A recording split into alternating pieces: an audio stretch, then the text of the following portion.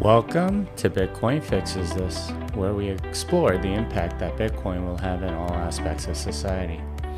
Today's guest is John Mulroy, ETF expert with Valkyrie Investments.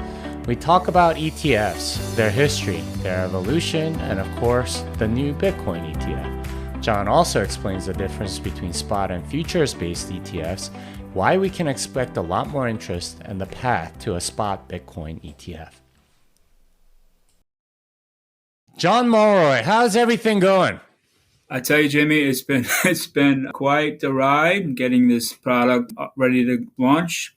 A lot of hard work, a lot of teamwork, like I haven't seen in many, many years. And every aspect of the ETF community has been involved, from the clearinghouses to the exchanges to the Valkyrie people themselves. I mean, just it's been a gigantic effort from a small firm with a Viking name. Basically, we've planting the flag, hopefully, when we launch. All right. So before we get into all of that, because obviously that's all very exciting, can you tell us a little bit about your background and, like how you got into this space and, how you ended up where you are now? The old Wall Street joke is I got off the wrong train.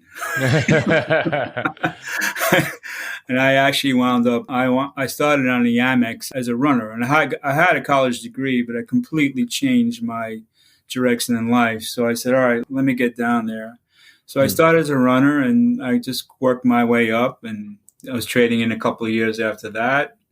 Fortunately, I was in the options business, and a lot of younger guys in that business at the time.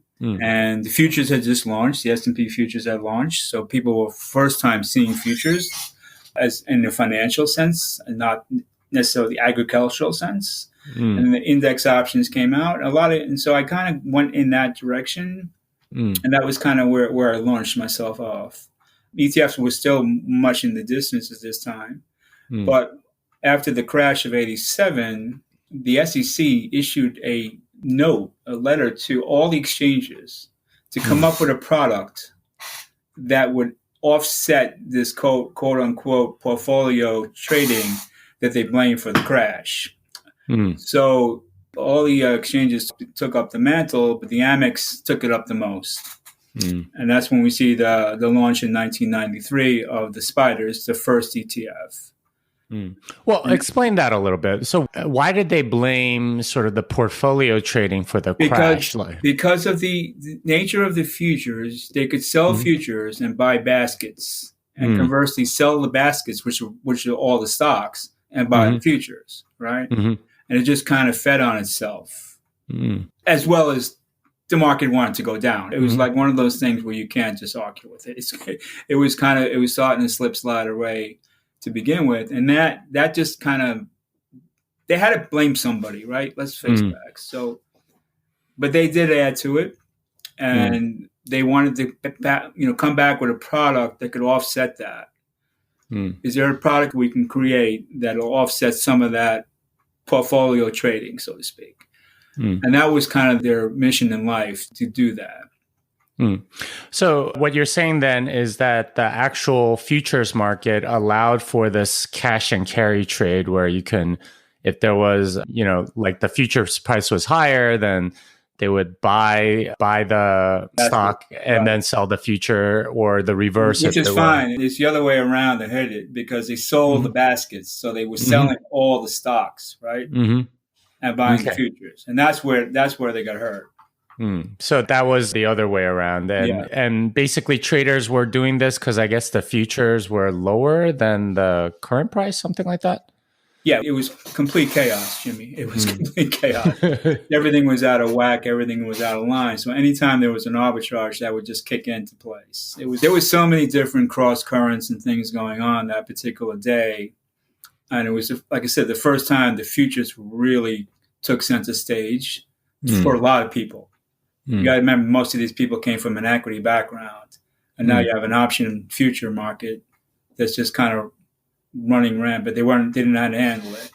It was just a lot of stuff going on in a very short period of time. So that's why the SEC came out, issued this kind of letter to everybody. That was the genesis of getting the ETFs up and running. Okay, so can you explain that part a little bit? How something like an ETF, I guess, prevent the selling of the current and buying the future, like that arbitrage trade? How does that prevent that or mitigate it in some way?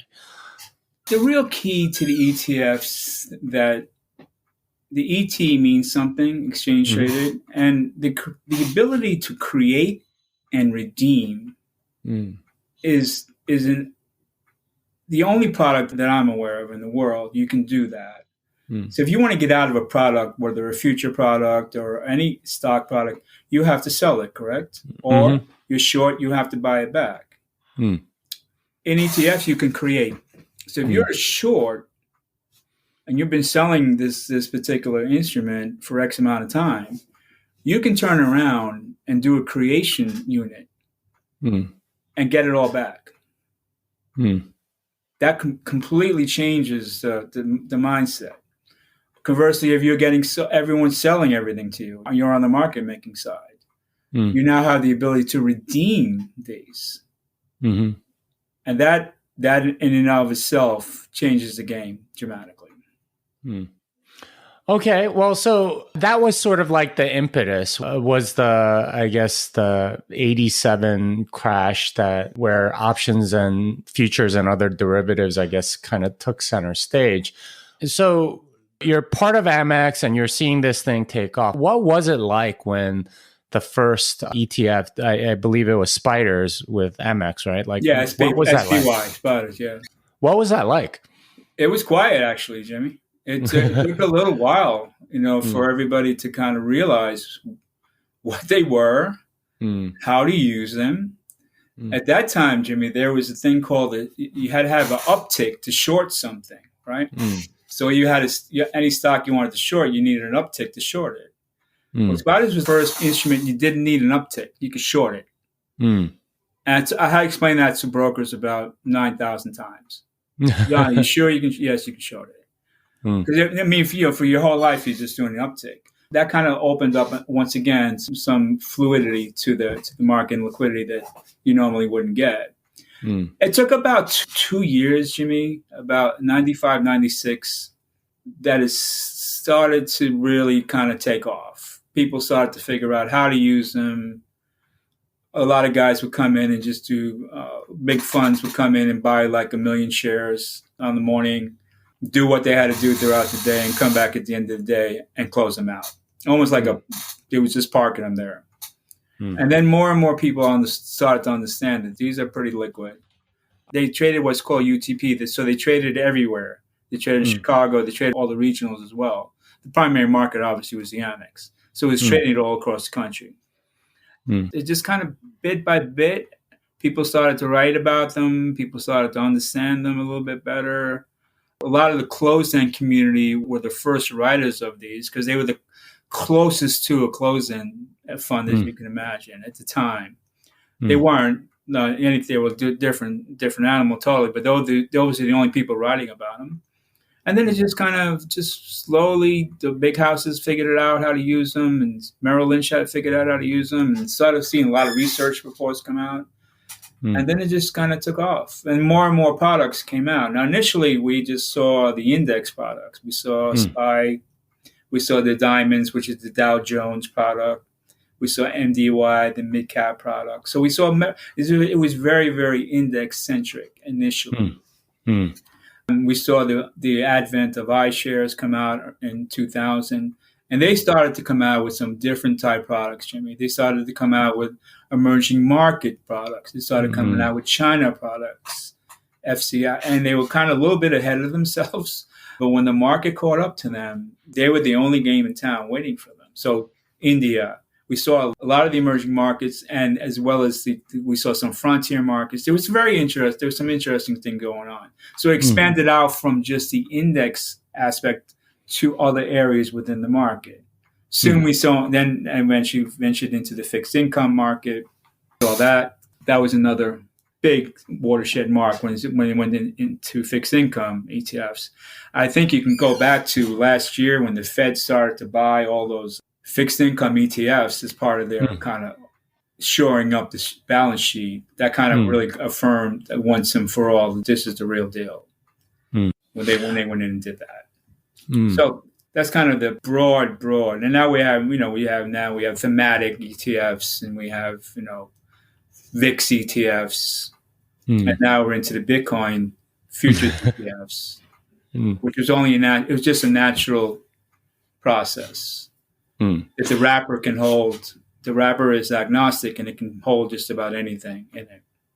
Mm. So this is pretty exciting to all of us here. Mm. Well, so let's go back to sort of the first ETF, the Spiders ETF. Was that a spot or futures based ETF at the very beginning? It was it was basket. It was based on a basket of 500 stocks. So it was spot, like it Right. wasn't a future based. Everyone used the S&P 500 futures to hedge it. Mm.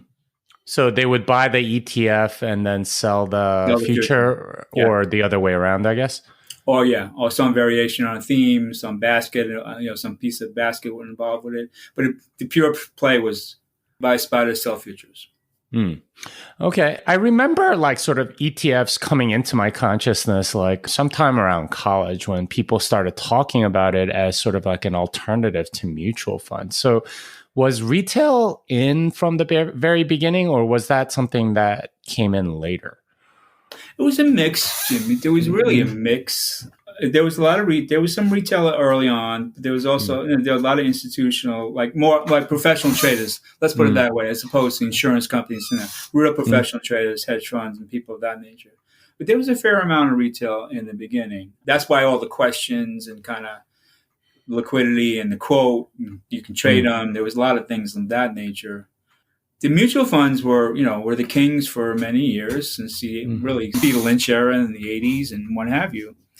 So there was a little different animal, and the tax advantage was the thing that the retail started to grab onto.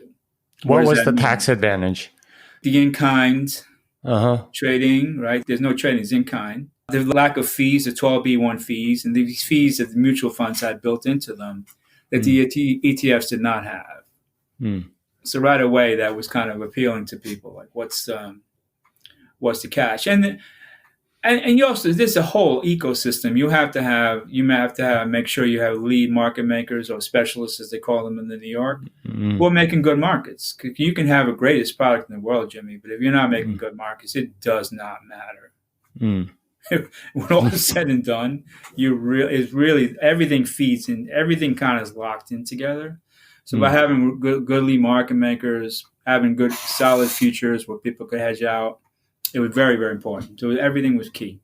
Now the retail were not doing futures. Okay, they were just coming in buying Spiders and putting them in their accounts and just hanging on to whole. They were buying whole type products. So it wasn't. They weren't getting into all the arbitrage. I used to beg them, don't.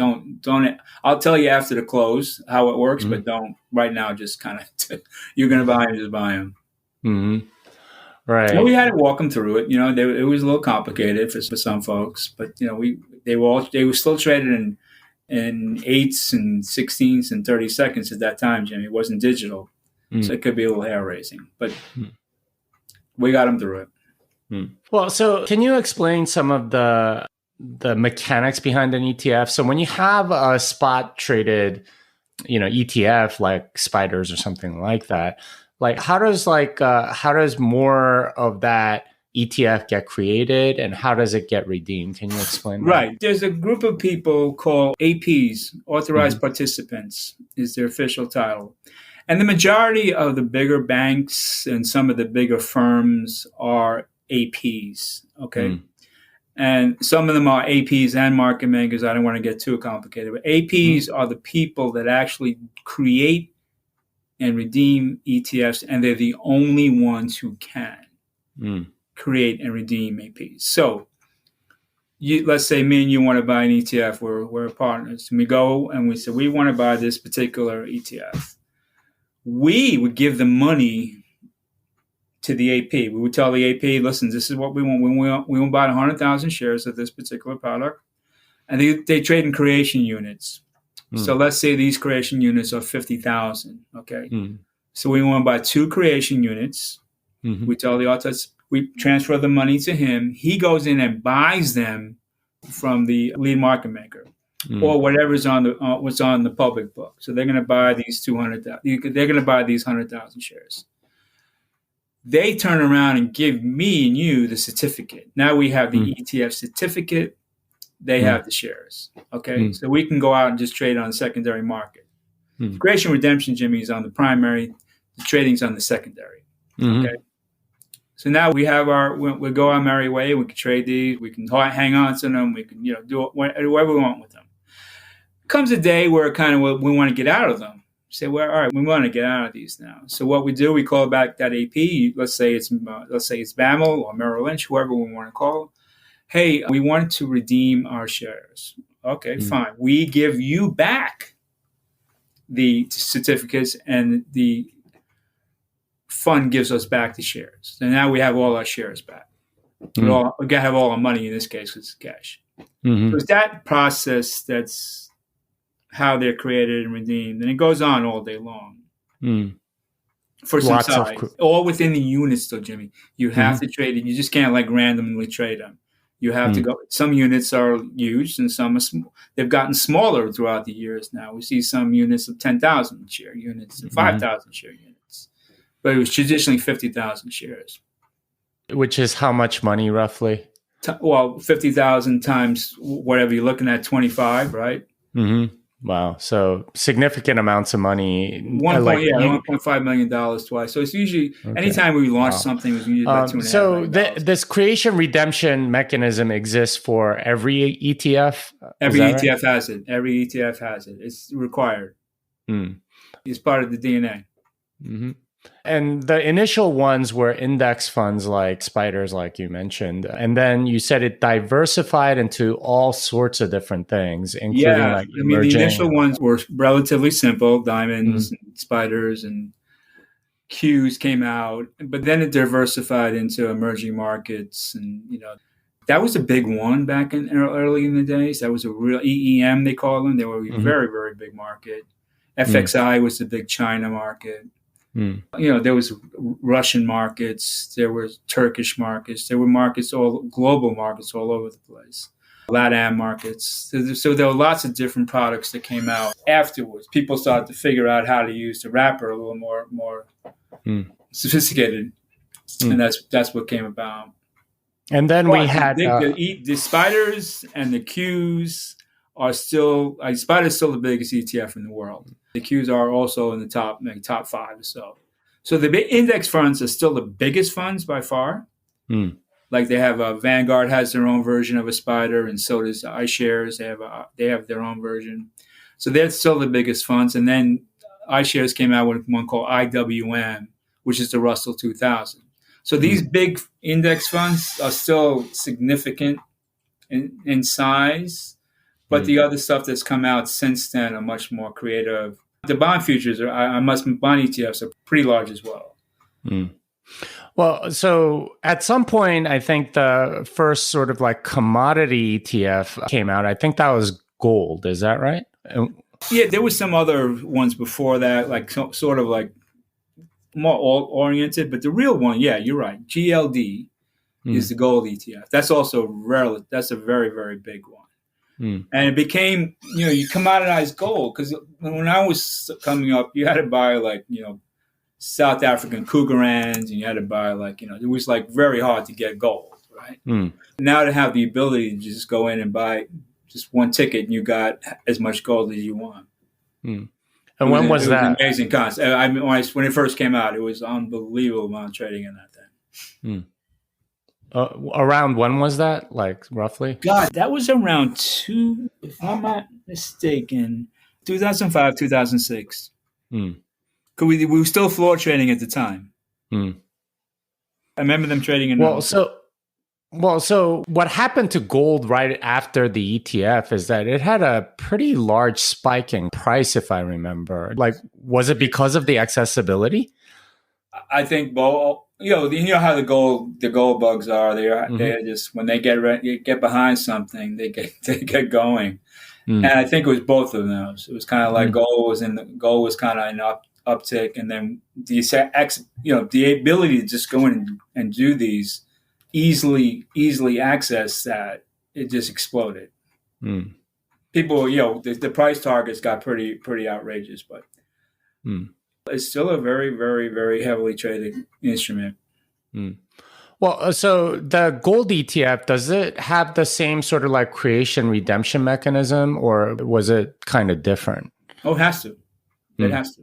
The same creation redemption, like, Yes. So you get a certificate, like, because with spiders or something like that, like the AP knows what they have to go buy, right? Like, I guess do they have access to something else where you can get like spot gold or something like that?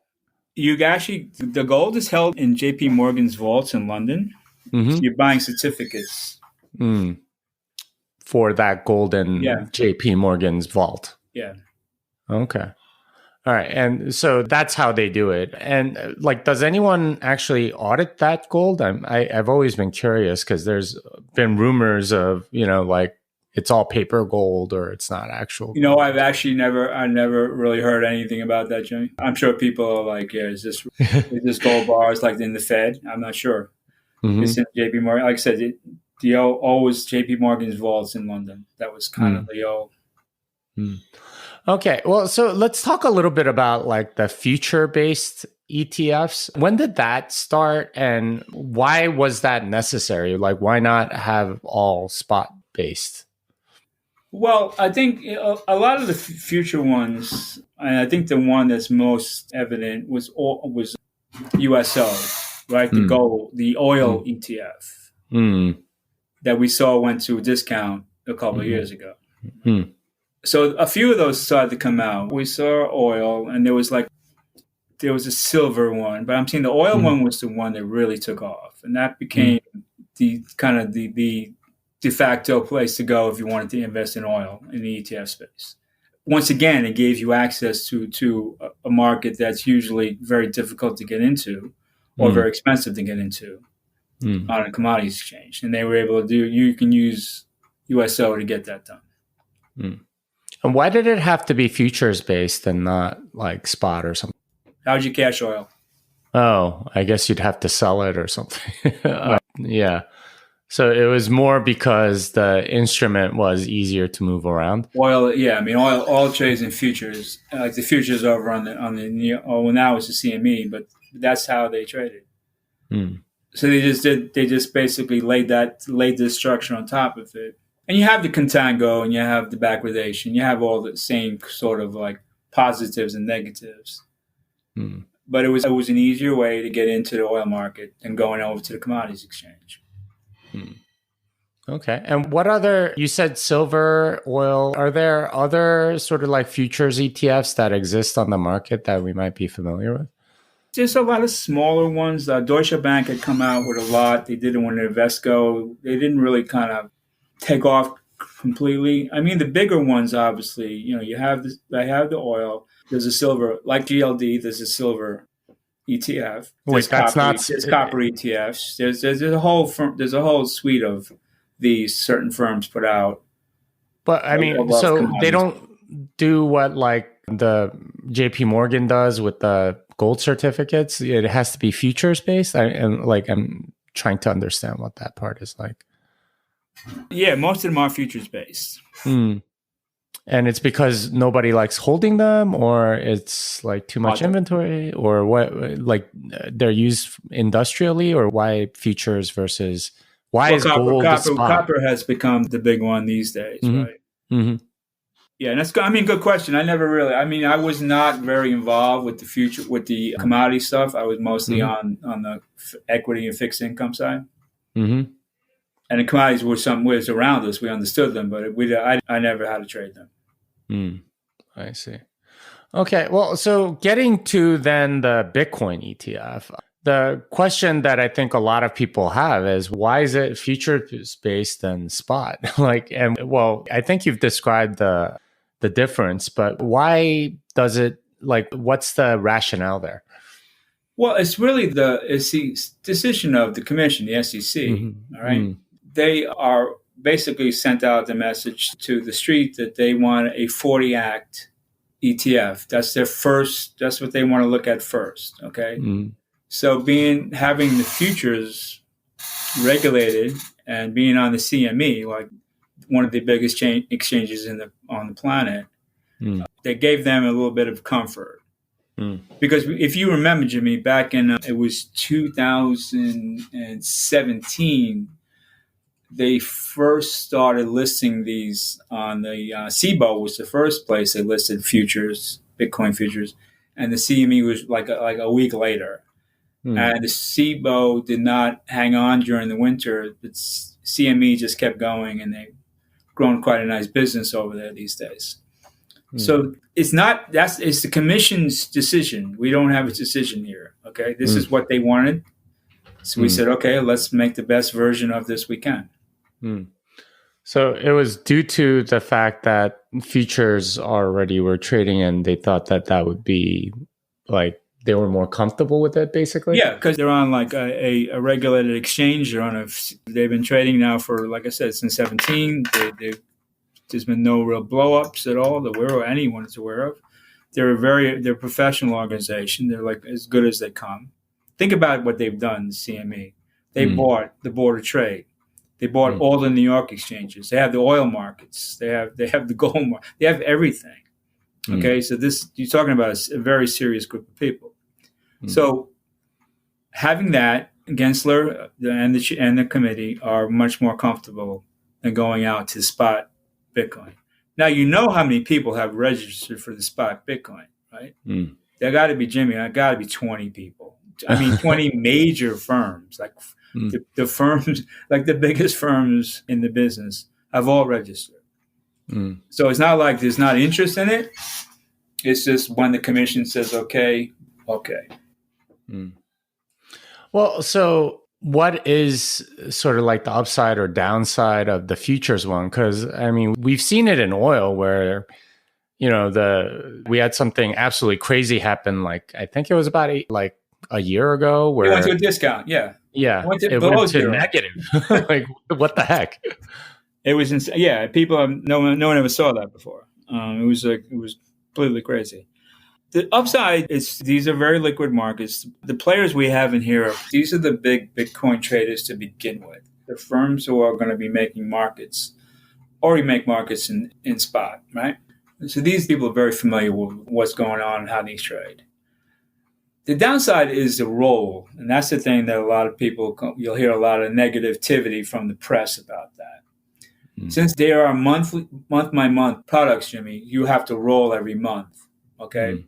And that's where the contango sets in, where the next month out is higher than the one you're selling, right? So you have to manage that roll. I mean, the other way around, backwardation is the complete opposite, but it's mostly in contango. And that's where the skill comes in of how to manage that roll.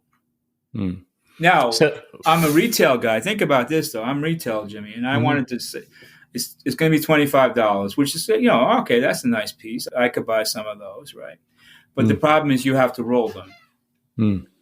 So as a retail guy, you have basically a month to sell them because most of them are not going to be able to roll them. It's very complicated. You'll hear a lot of that from the press about the roll. But the product itself is going to be very liquid. But the roll is the hard part in managing a futures. There's no way around it. Same way. Any futures ETF will have that roll. Well, is it particularly bad with Bitcoin because of the volatility? And at least in the CME markets, the cash and carry trade was paying a significant annual APR. What about the VIX market? Is that calm? How crazy is that? Right? Yeah, true. It's the skill. It's the skill of the traders that will kind of dictate this too. Well, so how do you sort of manage that role, and how much does that sort of take away from, I guess, the following the spot price? Like generally, you expect them to correlate roughly, but you have this role which ends up being something of a tax. Like, how does that affect the end consumer? Well, you try to minimize that, but we haven't seen a trade yet, so we don't know what it's going to look like, right? Believe me, it's topic like 1A, 1B. Everyone's trying to figure out how to manage this correctly. But it's more or less forced by the SEC because they're more comfortable with the futures market than the spot.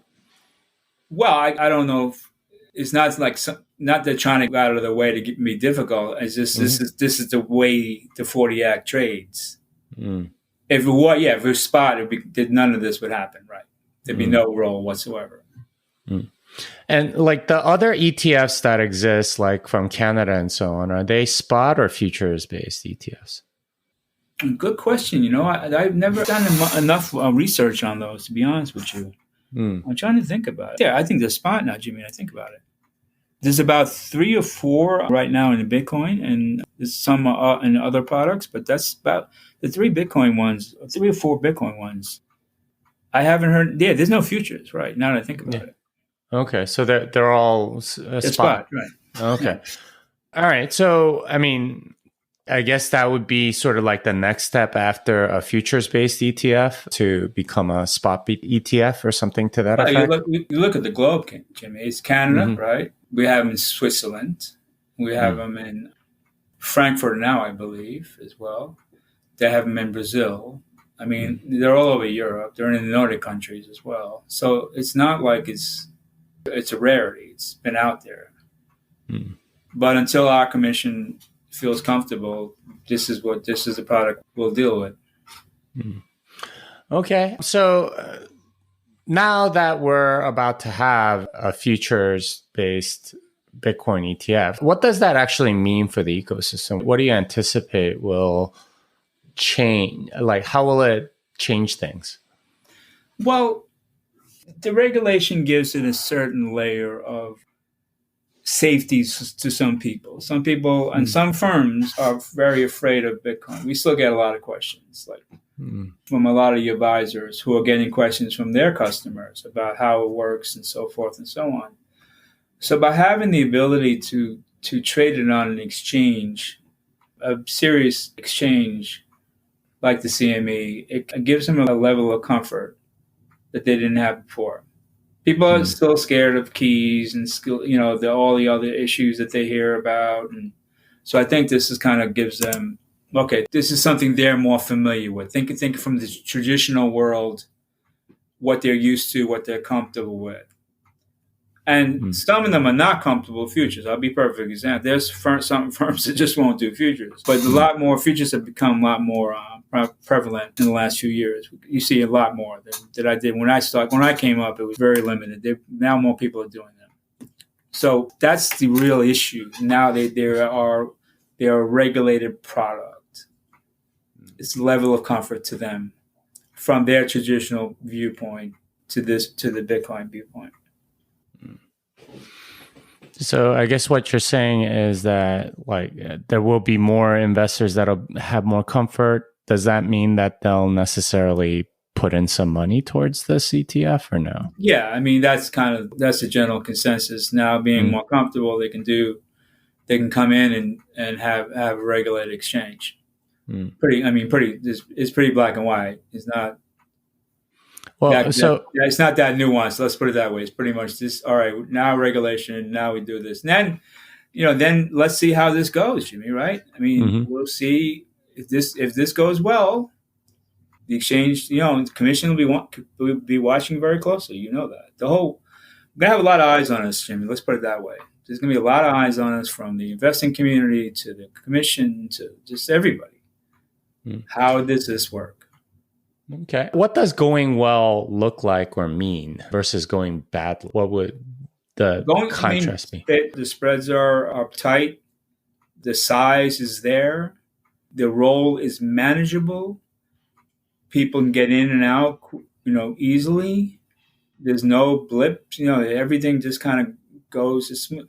Everyone how do they handle the Bitcoin volatility? I mean, there's a lot of things that go into that. It's more like you want the customer to have a good experience. Are they having a good experience? Can they get into this very easily, do their fidelity count, whoever they're going to be using? Is this easy for them to do? Is it easy to get out?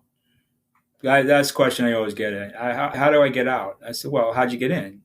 You bought it, you had a quote. And that's one of the things, you have a quote here, right? Mm. You have a bid ask, a real bid ask. So, Okay. So that lack of makes it. issues, Jimmy, I think is a good way of putting it, how it would be successful. Just kind of runs smoothly like a machine, and just kind of everybody, all the different players are playing their role out, from the FCMs to the market makers to the TPMs to the customers to the clearing firms. Everybody kind of in sync. Mm. That's what I'm talking about.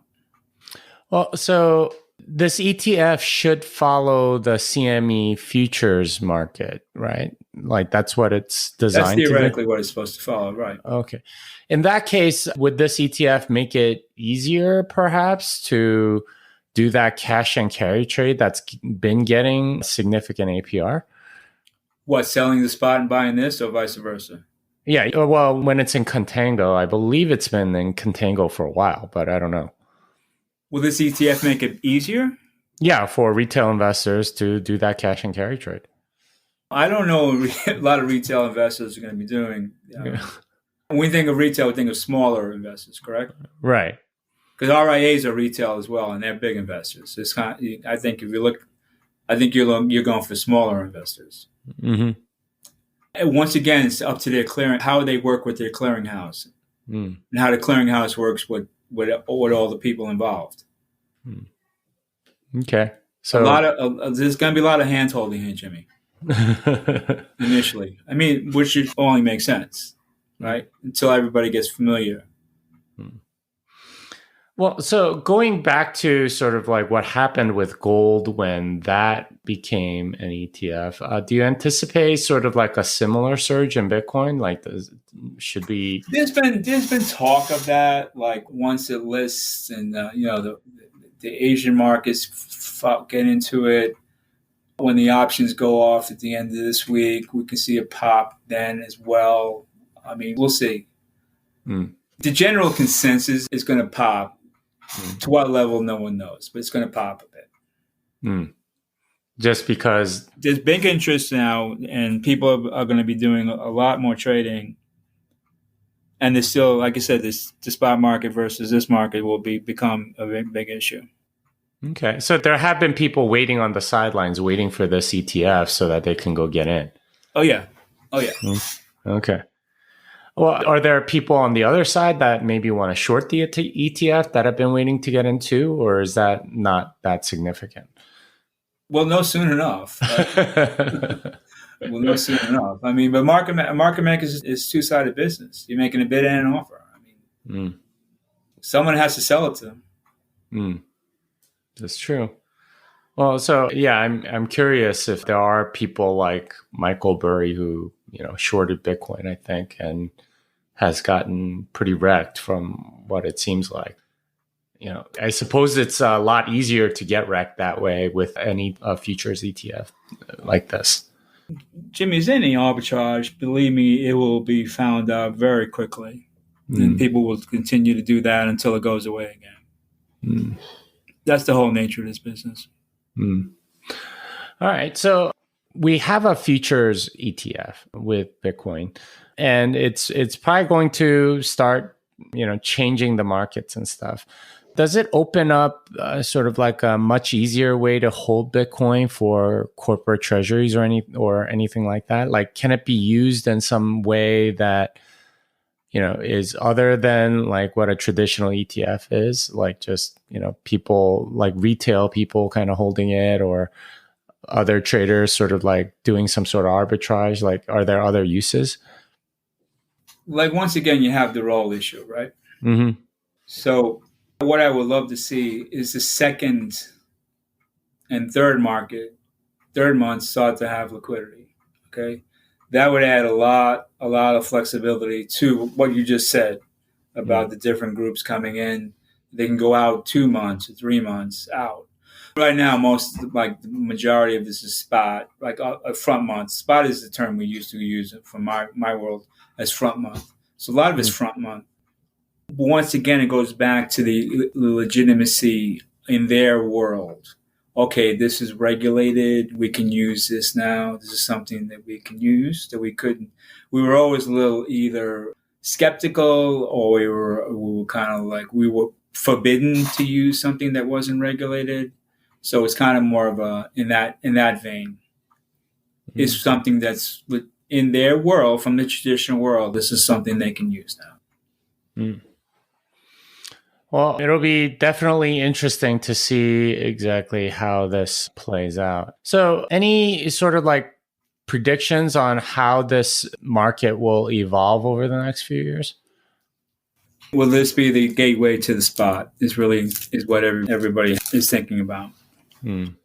But at the same time, you have to respect the commission's wishes. So what we'll do extremely, completely, 100% dedicated to this particular product. And when the spot does come open, we've already filed for that as well. So that'll be, we don't know when that is. But this is a good test case, Jimmy. So we're just kind of focusing 1,000% on this.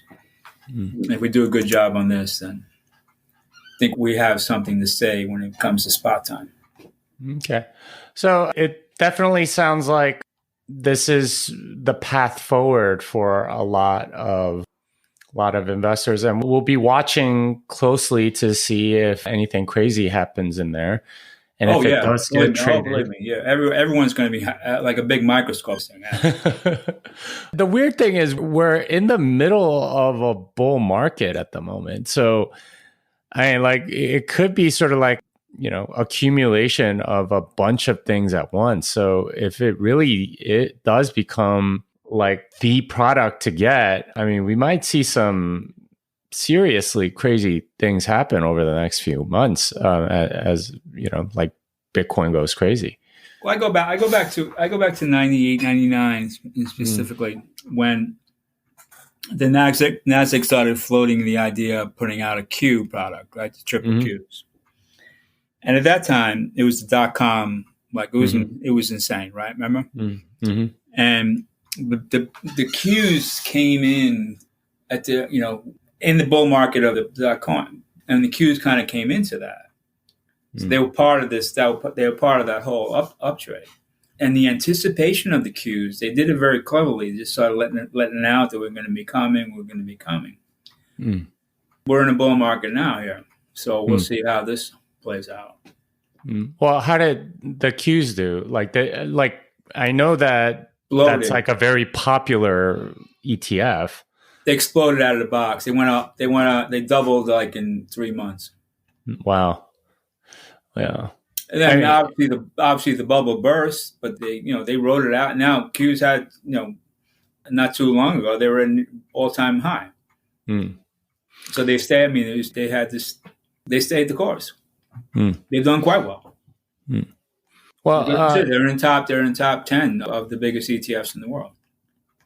Yeah, just looking back, I know that like there's something like an index fund bubble or something to that effect. Like so many people don't want to like research individual stocks, so they use like ETFs as a way to get into like these index funds and not have to pay the mutual fund fees and stuff.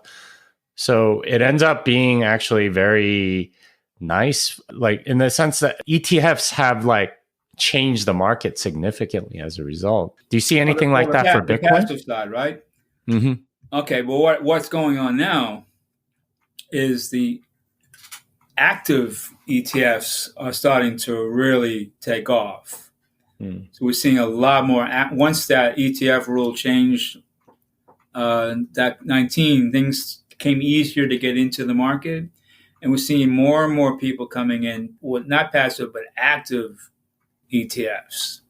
So changing a little, away from what you're just talking about, the index bubble, much, much more. I mean, it's countless of these new active that are coming in.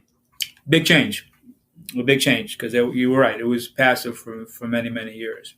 Okay. And accumulated the most money, right? Because they're basically 401ks or pension funds or retirement funds or just massive Vanguard and BlackRock and State Street, the massive amount of money they've taken in is just staggering. It'll be really interesting to watch because somehow you have Bitcoin, the asset, and the futures are cash settled and ETFs are based on the future. So somehow like Bitcoin hasn't entered the equation, at least on a custody level, yet it looks like it's going to have this huge effect, which is a little bit mind-boggling to me, like how many layers of abstraction need to exist in order for it to become an ETF. Well, I mean, having it in cash, Jimmy, I think is kind of like also another level that people feel a little more comfortable with. And I think the firms are still comfortable with the cash aspect of it. Like I said, we're definitely, we're just walking here. All right. We'll see how like it all turns out. Maybe it'd be kind of interesting to have this conversation a year from now to see what happened, where things went, and how how you think also, like we were talking before about the passive, but with the active now and the ability to buy fractional shares, and we saw that whole that meme insanity in the summer. A lot of people are buying individual stocks now that they never did before, like smaller acts, because all of them are like astronomically expensive. So they're using the fractional shares. So we're seeing lots of different things going on. Obviously, the Robinhood with all the Bitcoin that they were using. So it's just there's some interesting stuff going on. Well, I guess we'll be seeing. And watching. we got a front row seat, me and you, on this one, right? So we can, like I said, we'll come back in a year and see what happened or didn't happen, or what other thing, because there's always something else will come out of this. What came out of this was a different way of doing things, different strategies that weren't apparent initially. Well, they never stay the same. Every 6 months, the ETFs morph into something different. They're always like some other thing to them, some other element to them, or some other strategy that becomes the flavor of the day, and they use the ETFs to exercise that strategy. So we'll see. Sounds like there's a lot of creativity. But I appreciate the questions. You asked some questions, and I hope I answered them as good as possible. Well, that's very enlightening. Where can people find you? Where can people contact you? Well, I think the best way is to go through the Valkyrie number, because we're going to have like an 800 number set up once everything gets up and trading. I think that'd be the best way to get me. But offline, I could give you my phone. I can give you my contact information. Okay. Well, thanks for being on. Yeah, that was great. Unchained Capital is a sponsor of this podcast. I'm an advisor for the company. I know the team well, and I'm excited for what they are building. If you need multi-sig, collaborative custody, or a Bitcoin native financial services partner, learn more at unchained.com. Well, that wraps it up for this episode of Bitcoin Fixes This. John can be found at valkyrieinvest.com. Until next time, fiat delenda est.